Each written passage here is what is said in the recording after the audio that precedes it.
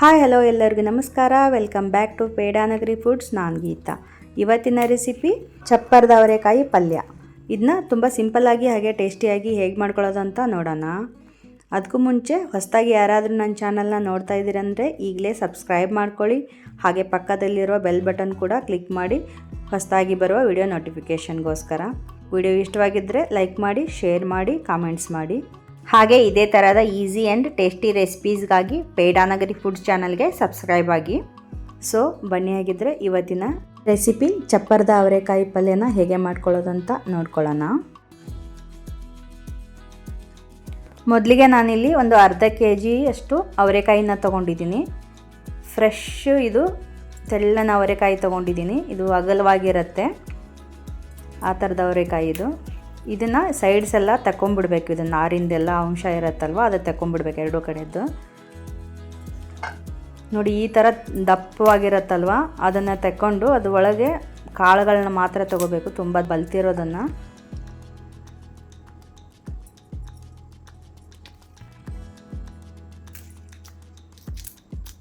ನೋಡಿ, ಇಲ್ಲಿ ನಾನು ಈ ಥರ ಓಪನ್ ಮಾಡಿಬಿಟ್ಟು ಎಲ್ಲ ನೋಡಿಕೊಂಡು ಯಾವುದಾದ್ರೂ ಕೆಟ್ಟಿದ್ರೆ ತೆಗಿತಾ ಇದ್ದೀನಿ.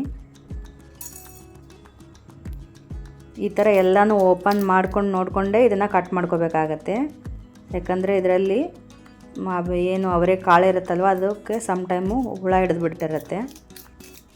ಅದಕ್ಕೆ ಈ ಥರ ಓಪನ್ ಮಾಡಿಬಿಟ್ಟು ನಾನು ತೆಕ್ಕೊಳ್ತಾ ಇದ್ದೀನಿ. ಈ ಥರ ಬಲ್ತಿರೋದನ್ನು ಕಾಳು ಮಾತ್ರ ತೊಗೊಳ್ತಾ ಇದ್ದೀನಿ.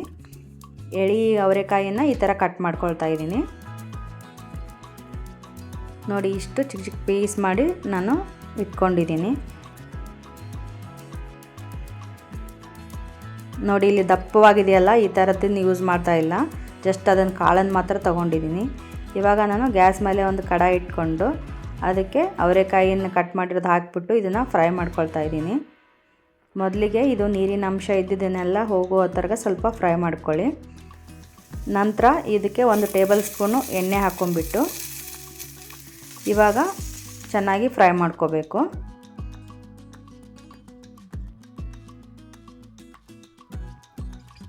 ಮುಂಚೆ ಹಾಗೆ ಫ್ರೈ ಮಾಡ್ಕೋಬೇಕು, ಯಾಕಂದರೆ ಅದು ತೊಳೆದಿರ್ತೀವಲ್ಲ, ಸ್ವಲ್ಪ ನೀರಿನ ಅಂಶ ಇರುತ್ತೆ. ಅದು ಜಸ್ಟ್ ಹಾಗೆ ಫ್ರೈ ಮಾಡ್ಕೊಂಡ ನಂತರ ಎಣ್ಣೆ ಹಾಕ್ಕೊಳ್ಳಿ. ನೋಡಿ, ಈ ಥರ ಫ್ರೈ ಮಾಡ್ಕೋಬೇಕು. ಇವಾಗ ಇಷ್ಟಾದರೆ ಸಾಕು. ಇದನ್ನು ಒಂದು ಬೌಲ್ಗೆ ತಗೊಂಡ್ಬಿಡೋಣ.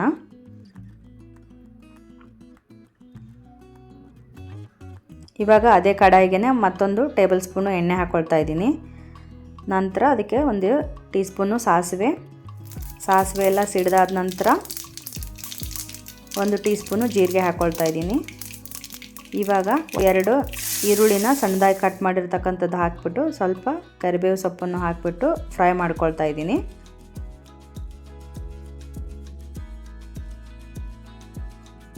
ನೋಡಿ, ಇಷ್ಟು ಫ್ರೈ ಮಾಡಿಕೊಂಡ್ರೆ ಸಾಕು. ಇವಾಗ ಏನು ಫ್ರೈ ಮಾಡಿ ಇಟ್ಟಿದ್ವಲ್ಲ ಅವರೆಕಾಯಿನ, ಅದನ್ನು ಹಾಕ್ಕೊಳ್ತಾ ಇದ್ದೀನಿ. ನಂತರ ರುಚಿಗೆ ತಕ್ಕಷ್ಟು ಉಪ್ಪು, 1/4 ಟೀ ಸ್ಪೂನು ಅರಿಶಿನ ಪುಡಿ, 1 ಟೀ ಸ್ಪೂನು ಧನಿಯಾ ಪುಡಿ, 1 ಟೀ ಸ್ಪೂನು ಜೀರಿಗೆ ಪುಡಿ, ಆಮೇಲೆ 2 ಟೇಬಲ್ ಸ್ಪೂನು ಕೆಂಪು ಖಾರದ ಪುಡಿ ಹಾಕ್ಕೊಂಬಿಟ್ಟು ಇದನ್ನು ಒಂದು ಸಲ ಚೆನ್ನಾಗಿ ಮಿಕ್ಸ್ ಮಾಡ್ಕೊಳ್ಳೋಣ.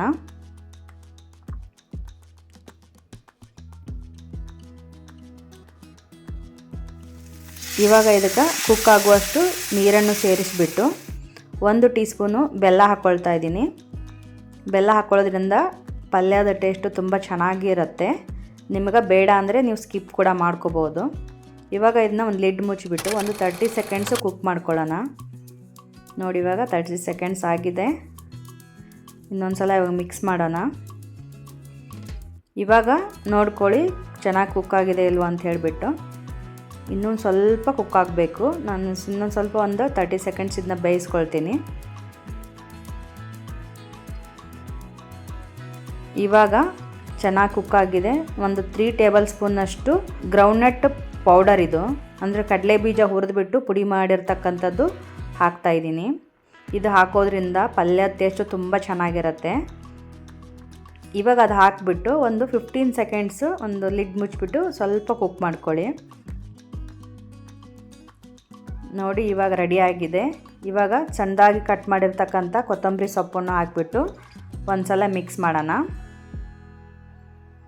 ಇವಾಗ ಸ್ವಿಚ್ ಆಫ್ ಮಾಡಿಬಿಟ್ಟು ಫ್ಲೇಮ್. ಇವಾಗ ರೆಡಿ ಆಗೋಯ್ತು ನೋಡಿ. ಇವಾಗ ಈಸಿಯಾಗಿ ಮಾಡ್ಕೊಳ್ಳೋಂಥ ಟೇಸ್ಟಿಯಾದ ಅವರೆಕಾಯಿ ಪಲ್ಯ ಆಗಲೇ ರೆಡಿ ಆಗೋಯ್ತು.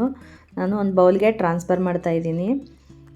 ಇದು ಚಪಾತಿ, ರೊಟ್ಟಿ ಮತ್ತು ಪುಲ್ಕ, ರೈಸ್, ಪೂರಿಗೆ ತುಂಬ ಚೆನ್ನಾಗಿರುತ್ತೆ. ಆಮೇಲೆ ಸೈಡ್ ಡಿಶ್ ಆಗಿ ನೀವು ಮುದ್ದೆಗೇನು ಯೂಸ್ ಮಾಡ್ಕೋಬೋದು. ತುಂಬಾ ಟೇಸ್ಟಿಯಾಗಿರುತ್ತೆ.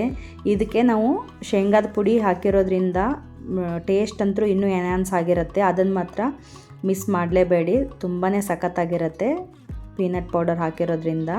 ಈ ಸೀಸನ್ನಲ್ಲಿ ಸಿಗೋವಂಥ ಅವರೆಕಾಯಿ ಮಾತ್ರ ಒಂದ್ಸಲ ಈ ಮೆಥಡಲ್ಲಿ ಒಂದ್ಸಲ ನೀವು ಟ್ರೈ ಮಾಡಿ, ನಿಮಗೆ ತುಂಬ ಇಷ್ಟವಾಗೇ ಆಗುತ್ತೆ. ಸೊ ನೋಡಿದ್ರಲ್ಲ, ಸಖತ್ ಟೇಸ್ಟಿಯಾಗಿ ಹಾಗೆ ಎಷ್ಟೇ ಸಿಂಪಲ್ಲಾಗಿ ಮಾಡ್ಕೊಳ್ಳೋ ಅಂಥ ಅವರೆಕಾಯಿ ಪಲ್ಯ ರೆಡಿಯಾಗೋಯ್ತು. ತುಂಬ ಸಿಂಪಲ್ಲಾಗಿ ಮಾಡ್ಕೊಳ್ಳೋ ಅಂಥದ್ದು ತುಂಬಾ ರುಚಿಯಾಗಿರುತ್ತೆ. ನೀವು ಬೇಕಾದರೆ ಒಂದ್ಸಲ ಟ್ರೈ ಮಾಡಿ ನೋಡಿ, ಹಾಗೆ ಹೇಗೆ ಬಂತು ಅಂತ ಕಮೆಂಟ್ ಮಾಡಿ ತಿಳಿಸಿ. ಹಾಗೆ ವಿಡಿಯೋಗೊಂದು ಲೈಕ್ ಮಾಡಿ. ಮತ್ತೊಂದು ಇಂಟ್ರೆಸ್ಟಿಂಗ್ ರೆಸಿಪಿಯೊಂದಿಗೆ ಮತ್ತೆ ಬರ್ತೀನಿ. ಅಲ್ಲಿವರೆಗೂ take care, bye. Thanks for watching.